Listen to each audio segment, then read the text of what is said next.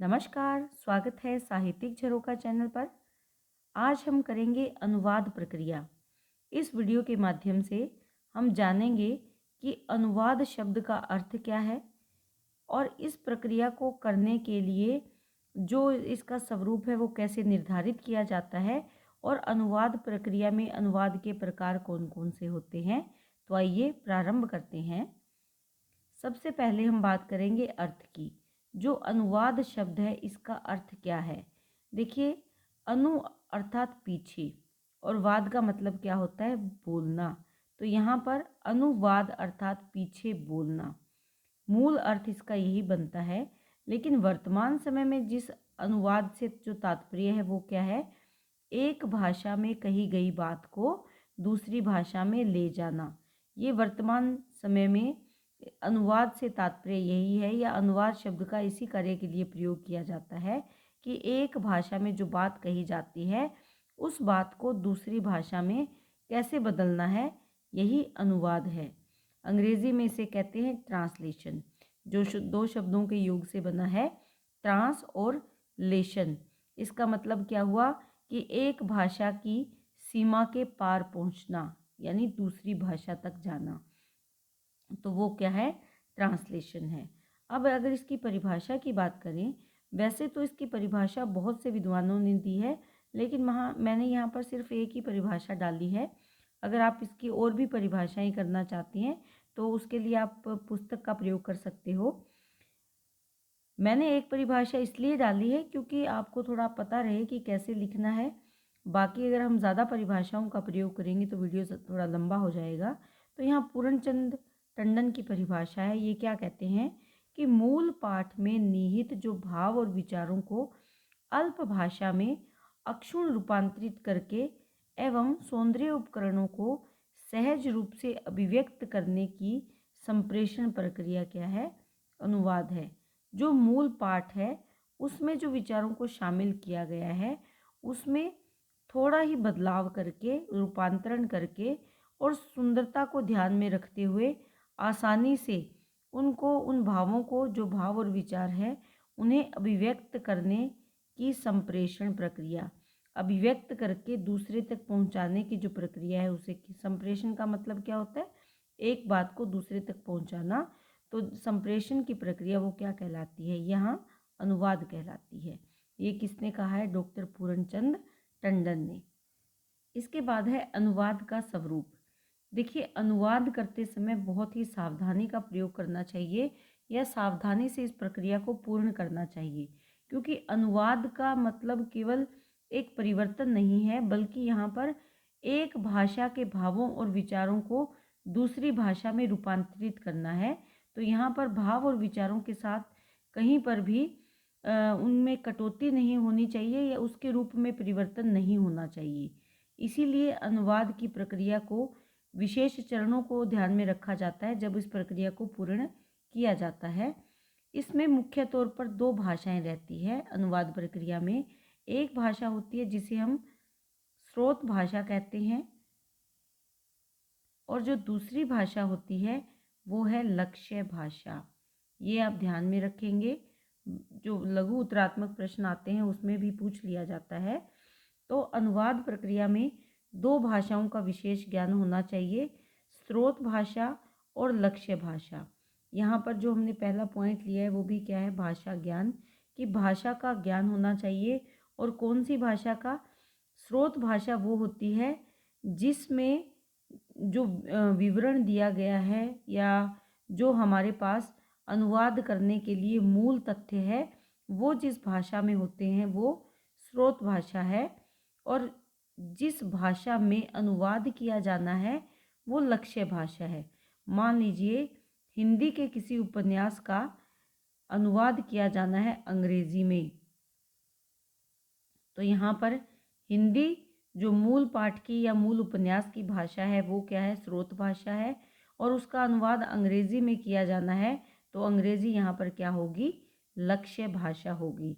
तो इस कार्य के लिए, अनुवाद कार्य के लिए भाषा का ज्ञान होना बहुत ज़रूरी है, क्योंकि दोनों ही भाषाओं का ज्ञान अगर होगा तो ही अनुवाद प्रक्रिया पूर्ण हो पाएगी। इसमें से केवल एक भाषा के ज्ञान से अनुवाद की प्रक्रिया पूरी नहीं होगी। तो यहाँ भाषा का ज्ञान सर्वोपरि रहता है। सबसे पहली आवश्यकता भाषा का ज्ञान है। उसके बाद है विषय का ज्ञान, यानी जिस विषय पर का अनुवाद कार्य किया जाना है, स्रोत भाषा में जो लिखे गए विषय है और जिस लक्ष्य भाषा में उसका परिवर्तन होना है, दोनों ही भाषाओं के विषय का पूर्ण ज्ञान होना चाहिए। मान लीजिए कंप्यूटर भाषा का परिवर्तन करना है हिंदी भाषा में, यानी विषय क्या है हमारे पास विषय है कंप्यूटर, और इस कंप्यूटर के शब्दों का या कंप्यूटर का जो हमारे पास ब्यौरा है उसका रूपांतरण हमें करना है हिंदी में। तो इन दोनों ही विषय पर हमारी पकड़ होनी चाहिए। कंप्यूटर अंग्रेज़ी में, मूल रूप से कंप्यूटर की भाषा अंग्रेज़ी है, और इस अंग्रेज़ी से जब हम हिंदी में इसका रूपांतरण करेंगे तो हमें ध्यान में रखना है कि उस विषय पर हमारी पकड़ हो, क्योंकि कंप्यूटर में जिस उपकरण को हम माउस कहते हैं, हिंदी में वो चूहा बन जाता है रूपांतरण करने में। तो ये हमें ध्यान में रखना है कि कंप्यूटर अर्थात जो भी हमारा विषय है उसका हमें पूर्ण ज्ञान हो। वो ज्ञान व्याकरण की दृष्टि से शुद्ध होना आवश्यक है। उसके बाद है पठन और भावबोध। पठन का मतलब होता है पढ़ना, और भाव को समझना, भाव का ज्ञान प्राप्त करना। हमारे पास जो भी पद्यांश है, गद्यांश है, या जो भी मूल प्रति है, मूल लेखन कार्य किया हुआ हमारे पास है जिसका रूपांतरण करना है, हमें उसे बहुत ध्यान से बार बार पढ़ना है ताकि हम उसके भाव का ज्ञान प्राप्त कर सकें। क्योंकि जब हम बार बार पढ़ेंगे तो जो मूल भाव है उसे हम समझ पाएंगे, तो ये अनुवाद की प्रक्रिया को पूर्ण करने में हमारी सहायता करेगा। उसके बाद आता है व्याकरणिक विश्लेषण। व्याकरणिक विश्लेषण का तात्पर्य यहाँ पर क्या है कि अनुवाद प्रक्रिया में जो स्रोत भाषा है उसके पठन के साथ साथ उसके व्याकरण का भी हमें विश्लेषण करना है।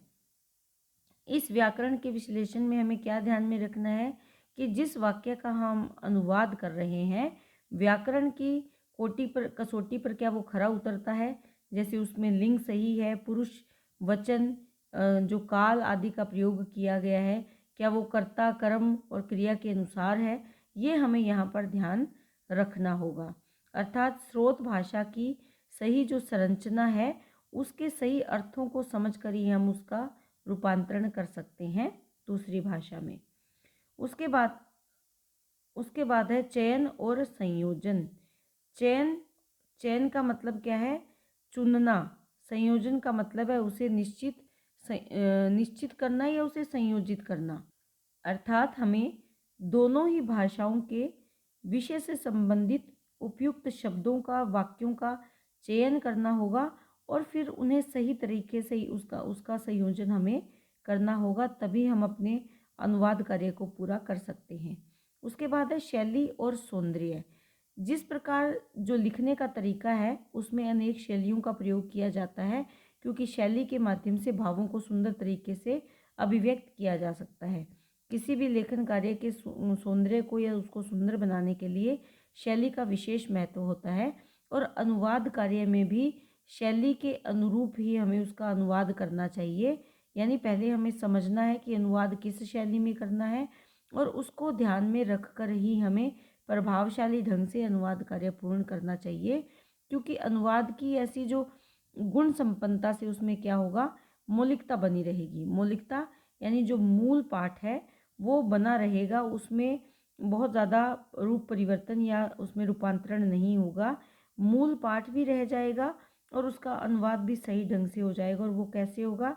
जब हम उसकी शैली को ध्यान में रखेंगे और उसी के अनुसार हम अनुवाद करेंगे।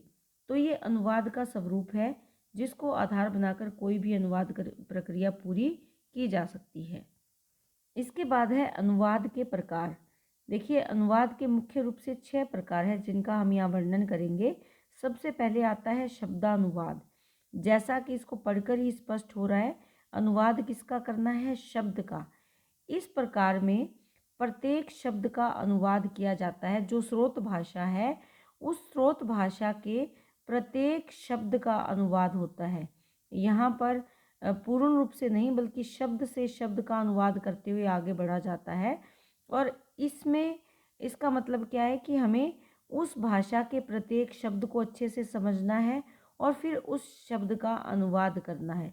जैसे हम कह सकते हैं कि Ram is going to school, तो राम है जा रहा स्कूल।